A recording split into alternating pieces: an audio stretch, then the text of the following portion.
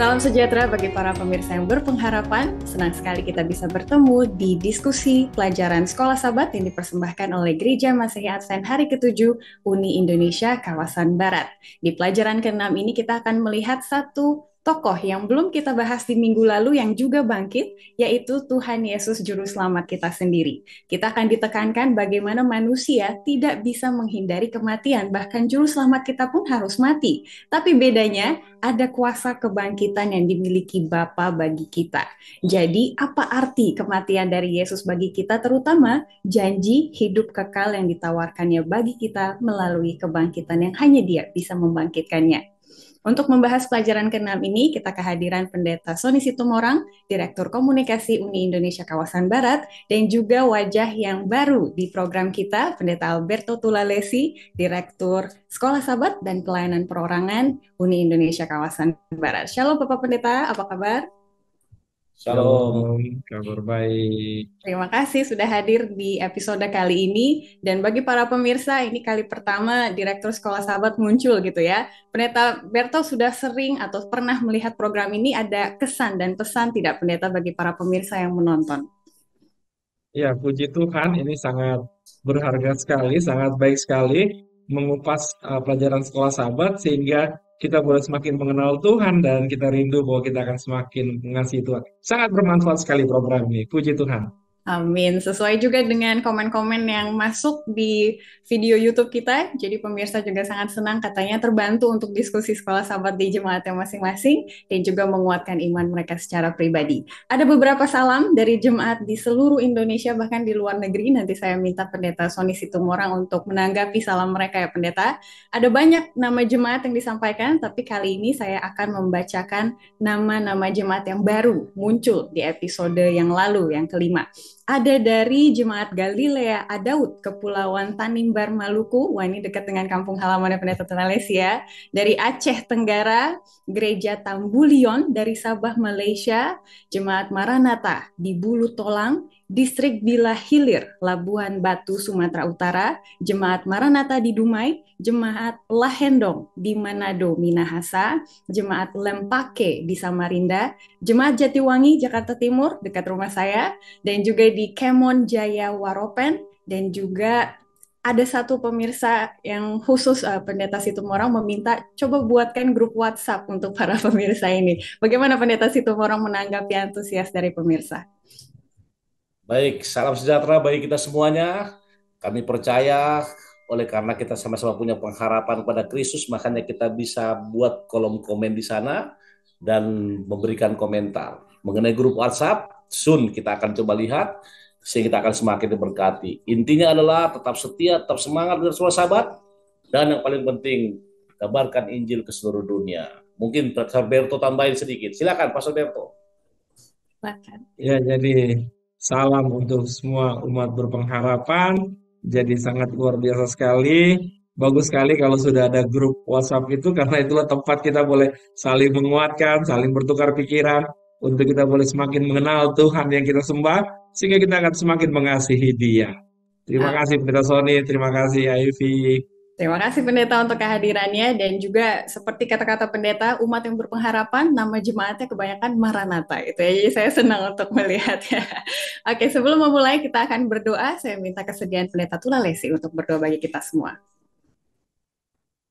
Kita bersatu dalam doa. Bapa di sorga, Allah yang penuh rahmat, terima kasih Tuhan. Pada kesempatan ini kami rindu untuk belajar firman-Mu. Kiranya Roh Kudus-Mu terus menguasai kami Tuhan, sehingga kami boleh mengenal Dia yang telah mati untuk kami, sehingga kami hidup mengasihi Dia dan setia sampai Engkau datang. Kami menyerahkan seluruh rangkaian diskusi ini ke dalam tangan Tuhan. Terima kasih Bapa, di dalam nama Yesus kami berdoa pada Bapa di sorga. Amin. Amin, terima kasih. Ayat inti kita untuk pelajaran ke-6 dengan judul Dia mati bagi kita, untuk kita, terdapat dalam Yohanes 3 ayat 14. Dan sama seperti Musa meninggikan ular di padang gurun, demikian juga anak manusia harus ditinggikan, supaya setiap orang yang percaya kepadanya beroleh hidup yang kekal. Kita langsung masuk ke pelajaran hari Minggu dengan judul Dari Dasar Dunia. Kalau pelajaran yang lalu, Pendeta Sony Situmorang, kita pernah membahas bagaimana Daud percaya dari dasar samudra raya pun dia bisa dibangkitkan gitu ya. Kali ini dari dasar dunia ada satu ayat yang menarik di Wahyu 13 ayat 8 dikatakan bahwa Yesus disembelih sejak dunia dijadikan. Padahal kita tahu itu tidak benar adanya gitu ya. Yesus disalibkan setelah beribu-ribu tahun ada peradaban di dunia ini dan setelah dunia diciptakan. Jadi apa maksud Wahyu 13 ayat 8 ketika dia menyatakan Yesus disembelih sejak dunia dijadikan? Silakan Pendeta Situmorang. Baik, terima kasih Ivy. Ini merupakan salah satu terminologi yang patut kita dalami. Tapi pemirsa, ketika pemirsa membaca Sekolah Sabat di paragraf pertama sampai bagian akhir, maka ada satu konteks yang perlu kita apa? Perlu kita cermati. Mungkin Ivy boleh baca Ivy dari kata jelas. Jelas Tengah-tengah. kita harus memahami ini dalam arti simbolis karena kitab Wahyu penuh dengan simbol. Karena Kristus tidak disalibkan sampai ribuan tahun setelah penciptaan bumi. Apa yang dikatakan teks ini adalah Bagus. bahwa rencana keselamatan telah dilakukan sebelum penciptaan dunia. Dan inti dari rencana itu adalah kematian Yesus, anak domba Allah di kayu salib. Oke, baik. Sedikit ingat ketika penciptaan diadakan maka yang diciptakan siapa? Kalau kita lihat teksnya Bereshit bara Elohim. Atau kalau kita terjemahkan pada mulanya kata Elohim ini jamak. Allah Bapa, Anak, Roh Kudus menciptakan langit, bumi dan segala isinya. Jadi sama seperti insinyur yang bangun gedung, maka Allah Bapa pun mempunyai rencana keselamatan. Just in case, gitu kan? Kalau seandainya manusia jatuh apa? Sudah ada rencana keselamatan. Kalau saya kutip istilah Dr. Aritonang ya, Pastor tulis ya, mereka disebut apa? Dewan Musyawarah Allah. Dan perlu kita ingat, oleh karena dewan inilah makanya Lucifer jatuh ya, karena dia tidak diikut sertakan untuk menciptakan dunia segala isinya. Jadi kalimat dalam buku Wahyu yang penuh simbol itu artinya adalah bahwa pada waktu penciptaan dan manusia jatuh, Yesus sudah Yesus sudah disalibkan. Hanya begini mungkin Ivy. Adalah satu hal yang paling sangat menyedihkan, mendebarkan ketika kita menunggu hukuman mati tersebut. Dan Yesus harus menunggu selama berapa tahun? 4.000 tahun.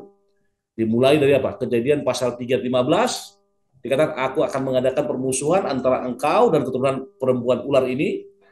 Keturunanmu akan mematuk tumitnya, perempuan ini akan meremukan kepalamu. Dan akhirnya itu nanti digenapi ketika Yesus mati yang pertama dan nanti akan pada waktu kedatangan Yesus yang kedua. Intinya adalah apa maksudnya? Itulah maksudnya seperti yang Alkitab katakan di sana. Terima kasih. Terima kasih Pendeta sudah mendahului dengan baik. Tadi Pendeta sudah menyebutkan salah satu contohnya bagaimana rencana keselamatan di Perjanjian Lama pun sudah kelihatan dari kisah Adam dan Hawa. Nah sekarang ke Pendeta Tulalesi, ada tidak Pendeta cerita-cerita lain di Perjanjian Lama yang menunjukkan bahwa rencana keselamatan itu tetap konsisten dari dulu gitu ya, bukan hanya ada di Perjanjian Baru. Dan ini sekaligus akan menjawab pertanyaan nomor 1 di hari Jumat. Jadi, bagaimana orang diselamatkan pada zaman Perjanjian Lama kalau rencana keselamatannya baru digenapkan pada waktu Yesus disalib begitu? Silakan Pendeta Tulalesi. Baik, terima kasih. Sebagaimana pelajaran Sekolah Sabat kita ya, yang di hari Minggu ini, mungkin Ivy boleh lihat bahwa di alinea ke berapa ya? 1, 2, 3. Ya. Rencana itu pertama kali diungkapkan pada Adam dan Hawa di Taman Eden, Kejadian 3:15-21, dan dilambangkan dengan setiap pengorbanan darah di seluruh Perjanjian Lama. Misalnya saat menguji iman Abraham, Tuhan menyediakan seekor domba jantan untuk dikorbankan sebagai ganti Ishak. Kejadian 22 ayat 11-13. Nah, jadi kita boleh lihat di sini bahwa korban yang dilakukan pada saat Perjanjian Lama itu yang Tuhan inisiatifkan sejak awal untuk eh, sebagai gambaran lambang daripada Mesias yang dijanjikan, juru selamat yang harus mati, yang nanti Yohanes Pembaptis ketika melihat dia, lihatlah anak domba Allah. Nah, jadi itu semua praktek-praktek itu sebetulnya menjadi gambaran bagaimana Yesus yang akan mati. Jadi ketika orang-orang di Perjanjian Lama itu, Ivy dan seluruh pemirsa yang berpengharapan, selayaknya adalah ketika orang Israel menyembelih korban pada saat zaman Perjanjian Lama itu, mereka harus memiliki imannya bukan terhadap anak domba yang disembelih itu, tetapi atas janji Mesias yang dijanjikan itu sebagai Tuhan dan Juru Selamat yang akan menebus setiap dosa. Jadi itu prakteknya. Jadi walaupun orang-orang Perjanjian Lama pada saat mereka menyembelih itu memang Yesus belum mati, tetapi iman mereka telah menjangkau korban pengganti itu, yaitu Yesus Kristus. Dialah anak domba Allah itu. Jadi itu yang harusnya terjadi. Tapi memang sangat disayangkan bangsa Israel terjebak dalam ritual-ritual. Jadi akhirnya mereka hanya pusingnya dengan ritual. Maknanya nggak mereka dapatkan lagi. Akhirnya mereka ya terjebak dalam keselamatan oleh perbuatan. Tidak lagi melihat uh, Mesias di balik korban yang dikorbankan itu. Terima kasih, Ivy. Terima kasih sudah sangat jelas sekali. Jadi kalau di hari Jumat nomor 1 itu ada perumpamaan kartu kredit gitu ya. Dibayarnya nanti dan Yesus yang nanti akan bayar. Jadi perjanjian lama kurang lebih keselamatannya juga seperti itu. Nah sekarang kita masuk langsung ke hari Senin dengan judul sebuah pengantar untuk salib. Setelah kita diberikan perkenalan gitu ya bahwa rencana keselamatan itu sudah ada dari zaman dulu, lalu Yesus datang ke dunia sebagai Mesias, tapi tidak terlihat gitu ya, tidak dimengerti oleh orang-orang seperti yang Pendeta Tulalesi katakan. Kita melihat bagaimana reaksi para murid-murid ketika Yesus menyampaikan secara langsung bahwa suatu hari nanti saya akan mati gitu ya untuk keselamatan dunia. Bagaimana reaksi mereka, Pendeta Sony Situmorang, dan apa yang bisa kita pelajari dari reaksi murid-murid ini? Baik, berbicara mengenai reaksi, maka kita perlu membuka Matius pasal 16 ayat 1-28. Kita ingat ya, waktu Yesus pergi ke Yerusalem dan dikatakan dia akan menanggung penderitaan. Dan dia katakan apa? Imam-imam ahli Taurat akan dibunuh dan dibangkitkan pada hari ketiga. Nah, ada satu reaksi yang ditunjukkan oleh siapa? Petrus. Lalu mengatakan kepada Yesus, Tuhan, kiranya Allah menjauhkan hal itu. Hal itu sekali tidak akan menimpa engkau. Artinya reaksi murid-murid seolah-olah menjadi pembela ya. Tapi kalau saudara baca lagi ke bawah, maka dikatakan apa?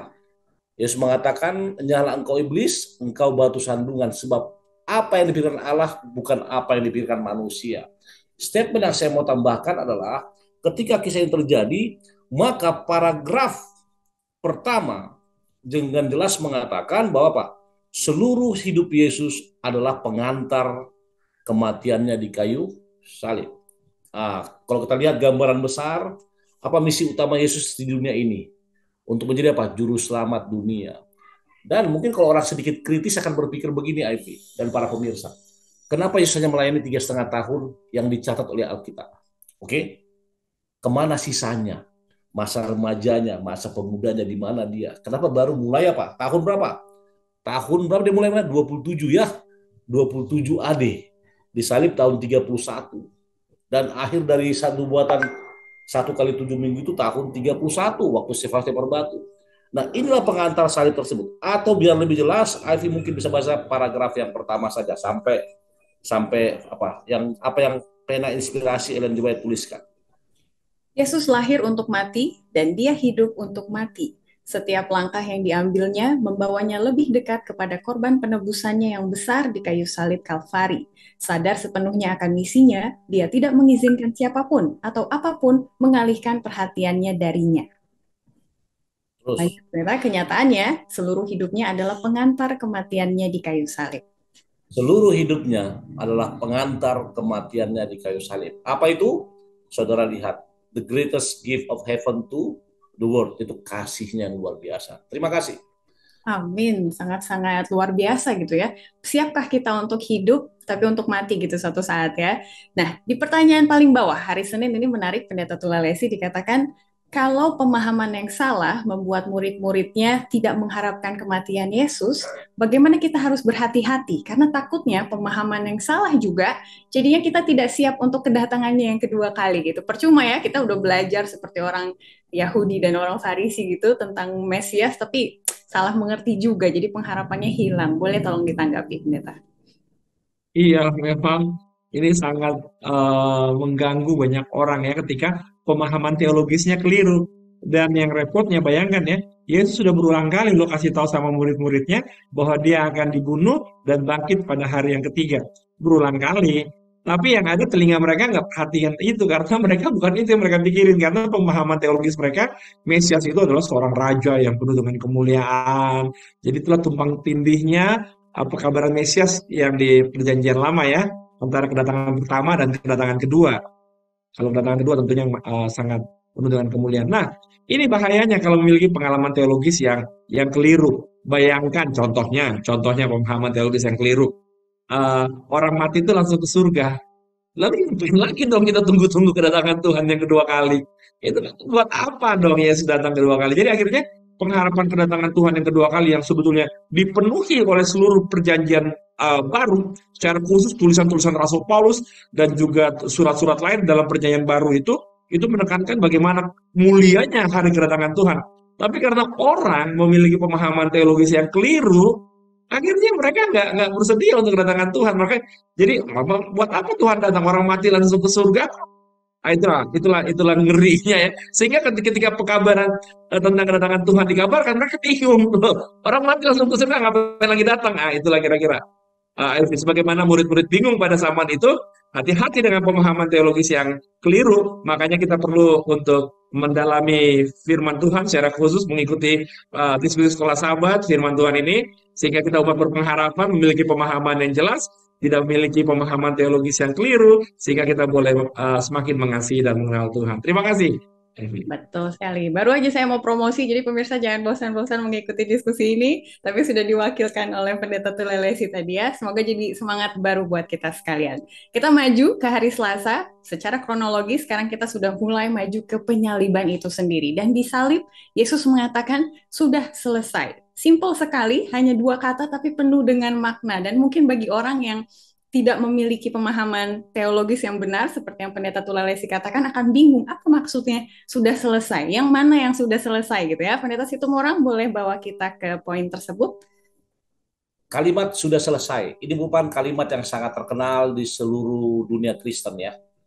Apalagi penulis pelajaran Alberto Tim yang merupakan seorang dokter di teologi mengatakan membahas ini. Ada satu yang menarik.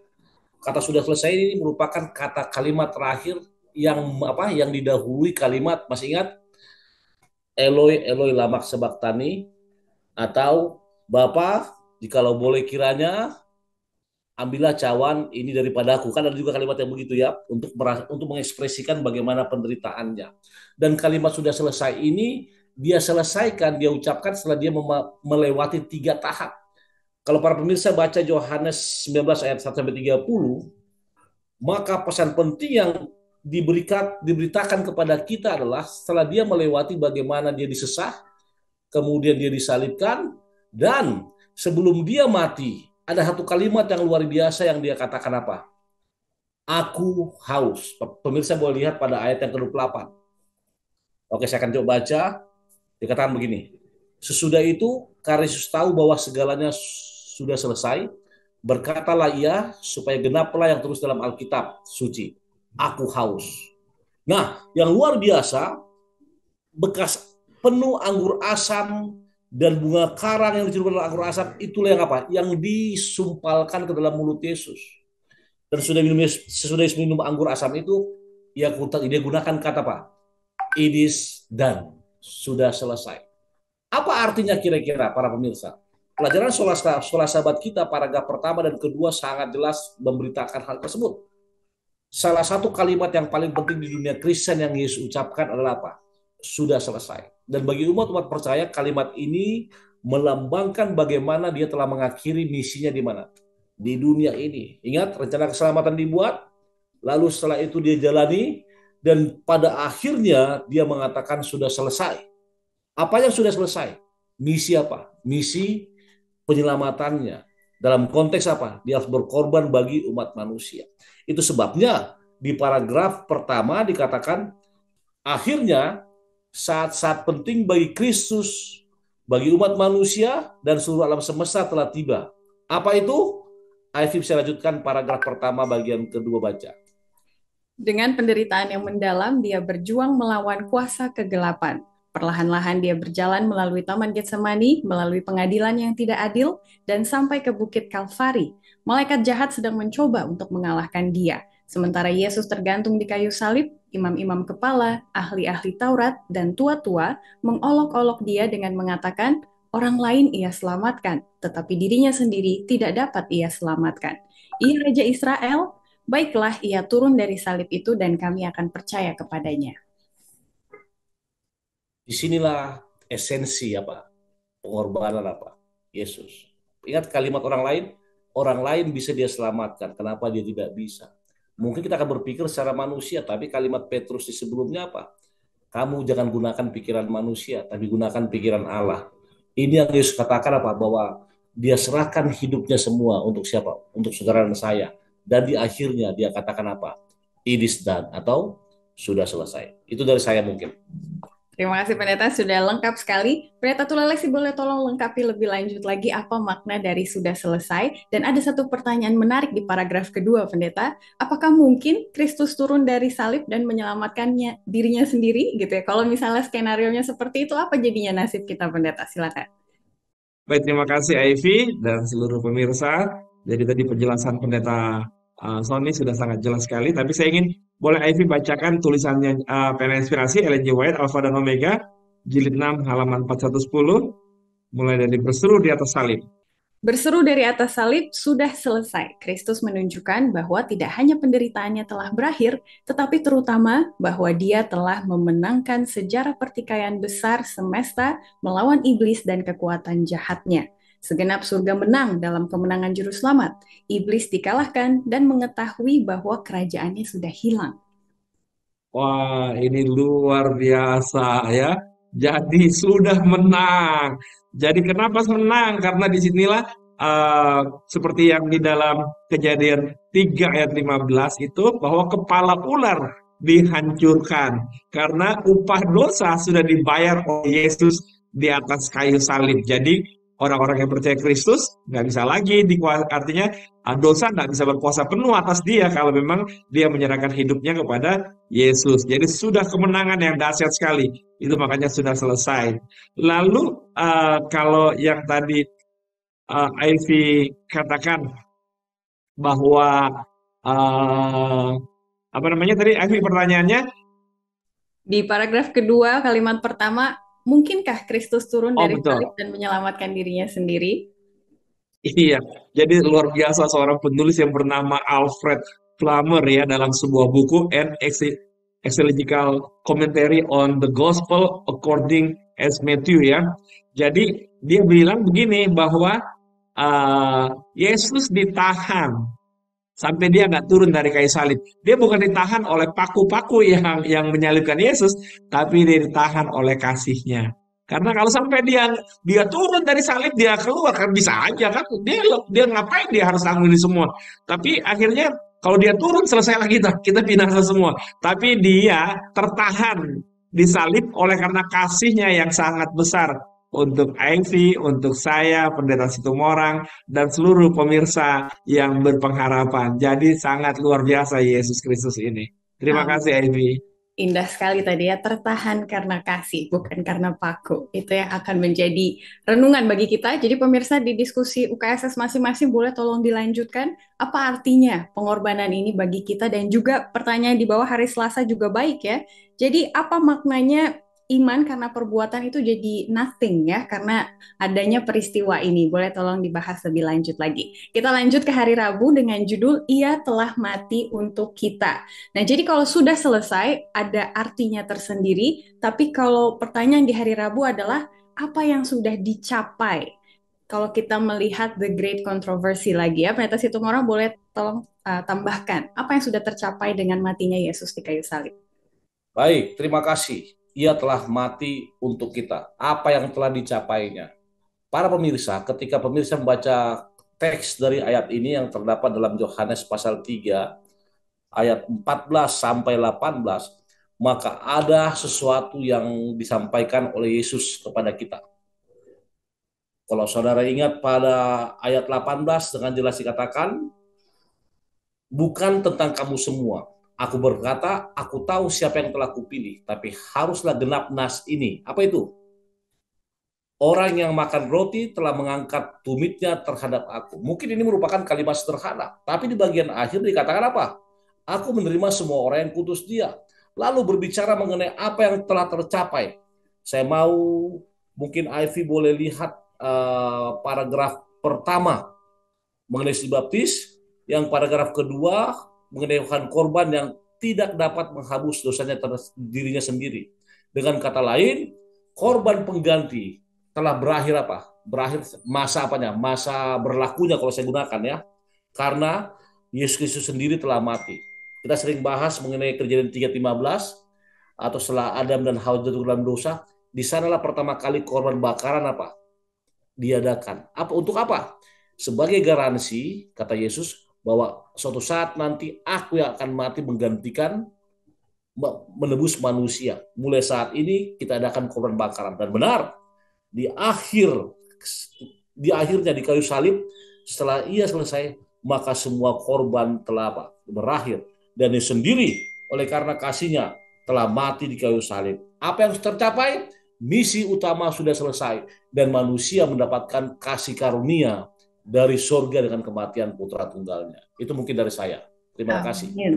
Mari kita lanjutkan dengan pertanyaan nomor 2 di hari Jumat ke Pendeta Tulalesi. Kalau semuanya sudah diselamatkan dan Yesus sukses gitu ya dalam penyelamatannya, mengapa tidak semua orang pada akhirnya nanti akan diselamatkan? Karena ada pilihan pribadi. Jadi apa perannya kita? Jadi kita sekarang sudah cukup membahas tentang peran Yesus ya. Peran kita apa, Pendeta, dalam menanggapi keselamatan ini? Silakan. Baik, terima kasih Ivy. Baik para pemirsa yang berpengharapan, saya rindu mari kita lihat Alkitab kita di dalam 2 Korintus 5 ya, sebagaimana pertanyaan di hari Jumat itu, ayat 18 sampai 21. Tapi saya mau konsentrasi di ayat 20 ya. Jadi kami ini adalah utusan Kristus, seakan-akan Allah menasihati kamu dengan perantaran kami. Dalam nama Kristus, kami meminta kepadamu, berilah dirimu didamaikan dengan Allah. Jadi, Yesus sudah mati sebagai korban perdamaian bagi semua manusia. Oh, semua manusia sudah siap. Ini adalah masalahnya adalah kita mau memilih nggak untuk memberi diri kita untuk didamaikan dengan Allah. Jadi itu penting keputusannya. Jadi Tuhan siapkan semuanya buat kita, tapi keputusan ada di kita. Mau nggak kita terima itu? Makanya ayat tadi bilang, berilah dirimu, aku meminta kepadamu. Jadi saudara-saudara pemirsa yang berpengharapan, lihat ini ya, sebagaimana Paulus bilang kepada jemaat di Korintus, saya juga rindu ya untuk mengajak kita semua, untuk saya meminta kepadamu, berilah dirimu didamaikan dengan Allah. Jadi itulah kira-kira Ivy, bahwa harus ada pilihan dari kita, keputusan yang harus kita buat untuk memilih mengasihi Tuhan dan didamaikan dan menerima jasa-jasa pendamaian Kristus. Terima kasih Ivy. Amin. Dan itu pilihannya setiap hari dan setiap saat gitu ya. Karena hal-hal kecil pun bisa membawa kita kepada kesetiaan hal-hal besar. Kita lanjut ke hari Kamis. Terima kasih dengan judul Arti Salib. Di sini Paulus mengatakan bahwa walaupun dunia, terutama orang Romawi pada saat itu melihat salib sebagai suatu kebodohan, sebagai suatu kemaluan besar gitu ya. Tapi bagi Paulus mengerti bahwa kematian Yesus itu bisa mengalahkan kebijaksanaan dunia. Ini apa maksudnya Pendeta Sony Situmorang dan juga relevansinya bagi kita ya ketika kita mengatakan salib itu lebih penting dari dunia saat ini. Baik, kita masih ingat salib. Tadi dikatakan salib merupakan pusat dari sejarah keselamatan. Bahkan di paragraf pertama ini juga disebut mengenai salib adalah pusat sejarah keselamatan. Artinya ini merupakan tolak ukur bagaimana masa depan manusia nantinya. Ketika Yesus berhasil menjalankan misinya, maka harapan tersebut apa? Ada. Harapan tersebut di berbagai hal ya. Kalau Yesus katakan harapan di kematian, akulah kebangkitan dan hidup. Lalu harapan kedua, aku akan menyediakan tempat bagimu. Namun fokus kita di sini sekarang adalah apa arti salib. Nah, kalau berkaitan dengan makna atau arti salib, maka paragraf ketiga telah menjabarkannya. Mungkin Ivy boleh baca, Ivy. Biar enak didengar Berkaitan suaranya ya, Pak ya. Alberto ya. Berkaitan dengan makna salib, ada beberapa aspek penting yang harus kita ingat. Pertama, salib adalah pernyataan tertinggi dari keadilan Allah terhadap dosa. Kedua, salib adalah pernyataan tertinggi kasih Allah bagi orang berdosa. Ketiga, salib adalah sumber kekuatan yang besar untuk memutuskan rantai dosa. Keempat, salib adalah satu-satunya harapan hidup kekal kita. Dan kelima, salib adalah satu-satunya penangkal terhadap pemberontakan masa depan di alam semesta. Sangat jelas apa arti salib dan maknanya. Bahkan ada satu kalimat yang sangat simpel di paragraf kedua yang mengatakan apa? Dia, Yesus, mengalami kematian kedua. Sehingga semua orang yang menerima dia tidak harus mengalaminya sendiri. Kenapa digunakan kata kematian kedua? Kapan kematian pertamanya, kan begitu? Nah, itu kita akan pelajari nanti. Namun, yang harus kita lihat adalah bagaimana rendah hatinya siapa? Yesus. Salib adalah sejarah keselamatan dan makna salib sangat berarti bagi kita seperti yang Ivy bacakan tadi. Itu dari saya. Thank you, Pendeta. Dan ini penting, mari kita pikirkan relevansinya sekarang gitu ya, ketika dunia ini sangat materialistik, jadi pelajaran hari Kamis juga menyebut seperti itu, mungkin salib, orang akan mengingat, oh gantungan, kali ya pajangan gitu. Padahal selama minggu ini kita pelajari arti salib itu sangat mendalam dan sangat-sangat melebihi kebijaksanaan dunia.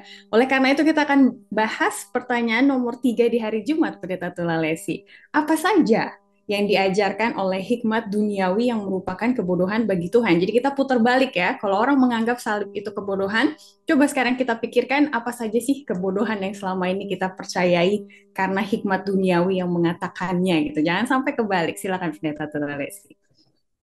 Baik, terima kasih Ivy. Yang paling jelas dan nyata ya, kebodohan yang luar biasa adalah masalah contoh teori evolusi ya, yang bilang bahwa uh, ini perubahan, artinya makhluk hidup itu dari sel-sel yang sangat sederhana, dia terus bermutasi, terus berevolusi, dan akhirnya menjadi makhluk-makhluk yang lebih kompleks, dan makhluk-makhluk sel-sel kompleks itu terus berevolusi, akhirnya menjadi makhluk yang bertulang belakang, dan yang paling dekat sama kita sebelum kita menjadi Ivy dan Berto dan Pendeta Sony adalah kera. Iya. Jadi bayangkan ya. Jadi itu ngeri sekali. Itu bagaimana lagi ya? Padahal yang paling gampang asal usul manusia, yang sebenarnya paling sederhana untuk diterima adalah teori penciptaan, karena itu kitab suci menyatakannya. Artinya sangat simpel, karena sama-sama kita butuh iman juga untuk mempercayai teori evolusi, karena nggak ada yang pernah. Dan the missing link, yang kata orang bilang, the missing link antara kera dengan manusia itu sampai detik ini nggak ada perubahan makhluk hidup yang seperti itu. Jadi itulah kira-kira Ivy, hikmat dunia bodoh betul buat Allah. Itu kira-kira. Terima kasih. Sangat menarik sekali dan pemirsa kita ditantang untuk memikirkan apa contoh lain yang bisa kita pikirkan. Nanti mari kita diskusikan di UKSS masing-masing. Menuju akhir dari episode ini tidak terasa ya, Pendeta Tulalesi dan juga Pendeta Situmorang. Kita akan mulai ke kesimpulan. Jadi kira-kira melihat kematian Yesus dalam konteks besar sekolah sahabat kita triwulan ini, apa yang mau ditekankan gitu ya? Mungkin ada pemirsa yang, aduh saya takut mati, nanti anak-anak saya bagaimana gitu ya. Saya masih kurang percaya tentang kebangkitan, saya masih percaya kalau orang mati itu masih gentayangan dan lain-lain. Nah, setelah kita belajar tentang kematian Yesus, apa yang mau ditekankan lagi mengenai kebenaran, mengenai life and death, kehidupan dan kematian? Saya mulai dari Pendeta Situmorang, silakan. Baik, kalimat apa yang kita pelajari dari kematian dan kehidupan. Nah, saya mulai dari judul besarnya pelajaran pekan ini ya, Pastor Alberto dan Pastor Ivy ya. Dia mati untuk kita. Pelajaran sebelumnya, Alberto tim penulis pelajaran membahas mengenai apa itu mati. Dan ada pengharapan setelah kematian. Dan pada saat ini kita belajar mengenai dia mati untuk kita. Jadi fokusnya kepada mati, mati, mati, dan mati. Namun ada yang perlu kita garis bawahi. Saya mungkin akan tambahkan sedikit karena waktu masih ada. Ketika berbicara mengenai kematian dunia, maka kematian pertama telah dibuatkan Allah ketika Allah mengatakan, jangan sekali-kali makan pohon pengetahuan yang baik dan jahat ini, karena pada waktu kamu memakannya, kamu akan mati. Dan itu merupakan statement Allah yang tidak bisa diubah. Bukan mati rohani, bukan mati yang lain, tapi mati, benar-benar mati. Tapi kita harus ingat bahwa kematian Kristus merupakan manifestasi dari kasihnya kepada kita, perwujudan cintanya kepada kita. Itu sebabnya tadi dia mati untuk kita, mengartikan bahwa segala sesuatu yang dia buat hanya untuk kita. Tambahan sedikit, kenapa Yesus Allah gunakan kata anak? Karena begitu besar kasih Allah kepada dunia ini sehingga dia mengaruniakan anaknya yang tunggal. Ingat, yang Tuhan gunakan terminologi manusia. Ingat, Allah itu Esa. Anak adalah sesuatu yang paling berharga dalam konteks manusia. Benar? Dan tidak seorang pun mau mengorbankan anaknya untuk apa aja. Tapi karena kasih Yesus, dia mengorbankan siapa? Putra tunggalnya. Melebihi apapun itu. Intinya adalah, ada apa di balik kematian dan kehidupan? Di balik kematian bagi orang yang percaya, ada kehidupan yang kekal.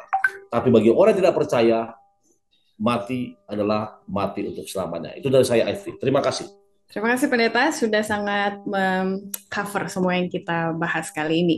Pendeta Tullalesi dengan kesimpulannya, jadi kalau membahas kematian, kenapa kita harus bahas kematian Yesus juga gitu? Ya, baik, terima kasih. Jadi, inilah satu-satunya pengharapan yang nanti bisa buat kita hidup lagi. Jadi, kalau misalnya nggak ada kematian Yesus dan ada kebangkitan Yesus, selesai sudah mati, udah nggak ada ya. Artinya, nggak ada bedanya kita sama hewan, ya, burung mati, ikan mati, semua mati. Lalu, nggak ada bedanya kita karena mati semua. Tapi karena Yesus sudah mati buat kita, dan kematiannya itu adalah membayar hutang dosa kita, sehingga akhirnya kita boleh mendapat jaminan hidup kekal. Jadi upah dosanya sudah dibayar sama Tuhan Yesus. Jadi akhirnya kita boleh memperoleh hidup yang kekal. Itulah Roma 6 ayat 23 ya. Ya. Terima kasih. Thank you, Pendeta. Pemirsa, kita akan membahas beberapa pertanyaan yang telah masuk di episode sebelumnya. Kita akan minta kesediaan lagi Pendeta Situmorang dan juga Pendeta Tullalesi untuk menanggapinya. Pertama datang dari akun Manalu Washington, dikatakan manusia mati, Yesus yang membangkitkan. Lalu Yesus mati, siapakah yang membangkitkan? Saya rasa jawaban dari ini kita tunggu episode mendatang ya, Pendeta Situmorang dan juga Pendeta Tullalesi, karena pelajaran ke-7 kita akan bahas mengenai kemenangan Kristus atas kematian. Jadi kita lanjut ke pertanyaan berikutnya untuk Bapak Manalu Washington, mohon kesabarannya 1 minggu ke depan. Berikutnya dari Lita Winner, saya arahkan ke Pendeta Situmorang. Kebangkitan sebelum salib itu apakah artinya kebangkitan selama perjanjian lama atau sebelum kematian Yesus di kayu salib? Boleh tolong Pendeta Situmorang simpulkan pelajaran minggu lalu. Baik, terima kasih. Ya, terima kasih. Tadi siapa yang tanya? Pertama itu ada Manalu dan juga Winner. Baik, ini hanya sedikit dulu. Kalau ini hanya simpel, kalau kita melihat dari ayat Alkitab, walaupun akan dibahas minggu depan, Galatia pasal 1 menjelaskan bagaimana Rasul Paulus mengekspresikan bahwa Yesus itu dibangkitkan oleh Bapa. Jadi pertanyaan tersebut sudah dijawab. Lalu kedua, kebangkitan sebelum salib itu apakah artinya kebangkitan selama perjanjian lama? Saya mau katakan kata perjanjian dalam perjanjian baru itu merupakan satu kanonisasi atau suatu penyusunan Alkitab, yaitu inilah sejarah hal-hal yang dibahas sebelum Yesus lahir, dan ini yang sesudah Yesus lahir ya. Jadi benar, di perjanjian lama dibahas kebangkitan sebelum Yesus lahir atau sebelum Yesus di kayu salib. Apa itu? Apa itu saudaraku? Sama intinya adalah bahwa di balik kematian ada pengharapan. Dan Yesus dan nabi-nabi Allah sendiri telah menunjukkan apa? Bagaimana janda di Sarfat dan juga perempuan Sunam, anaknya dibangkitkan oleh kuasa Allah. Intinya ada pengharapan di balik kematian bagi orang-orang yang percaya. Terima kasih, Ivy. Amin, terima kasih.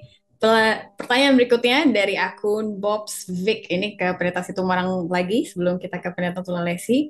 Mengapa orang-orang yang telah dibangkitkan oleh Yesus tidak dibawa ke surga seperti Musa, tetapi tetap mati kembali? Boleh minta tolong penjelasannya, Pendeta? Kalau ini Ini merupakan hak prerogatif Allah ya, Pastor Alberto ya. Karena kenapa? Yang Yesus bangkitkan tidak dibawa ke surga. Ingat, hal kerjaan surga, kedatangannya adalah hak prerogatif Allah sendiri. Jadi saya tidak bisa jawab. Lalu kenapa sampai Musa diangkat ke surga?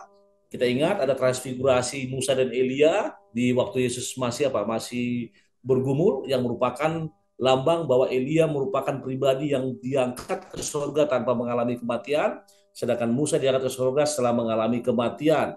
Lalu mengapa yang lain tidak dibangkitkan oleh Yesus dibawa ke surga? Nanti kita tanya di surga ya, nanti tanya di surga. Itu dari saya. Terima kasih Ivy.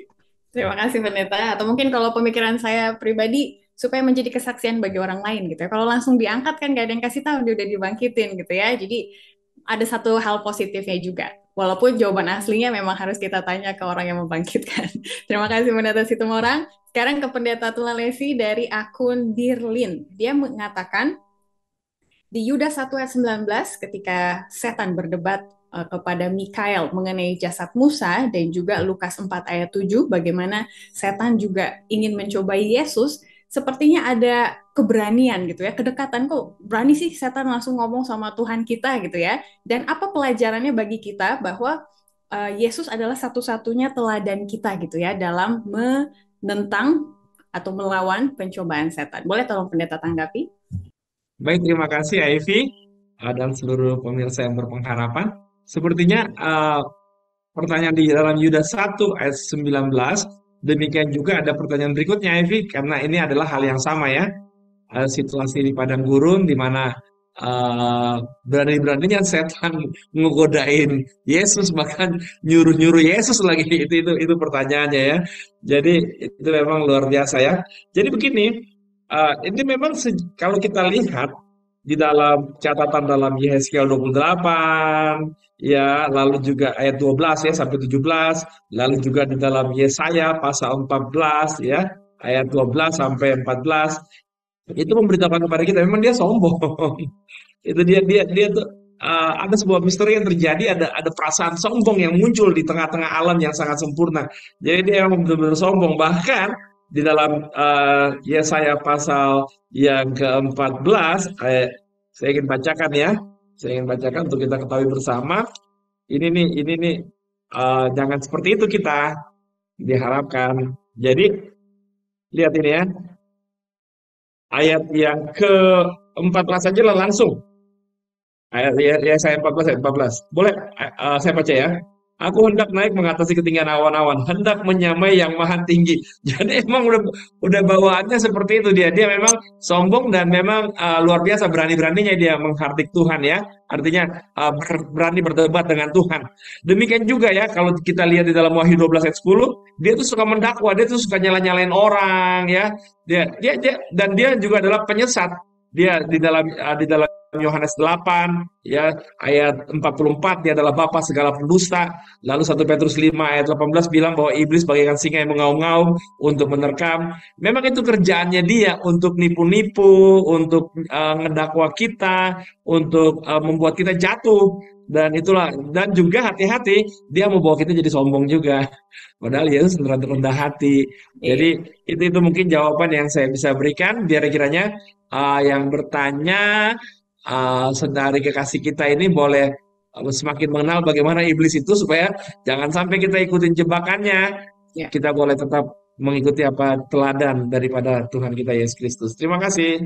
Amin. Terima kasih puji Tuhan untuk episode kali ini bisa kita selesaikan dengan baik. Dan untuk menutup, saya minta kesediaan Pendeta Situmorang untuk doakan pemirsa kita dalam pengharapannya sampai kedatangan Tuhan yang kedua kali.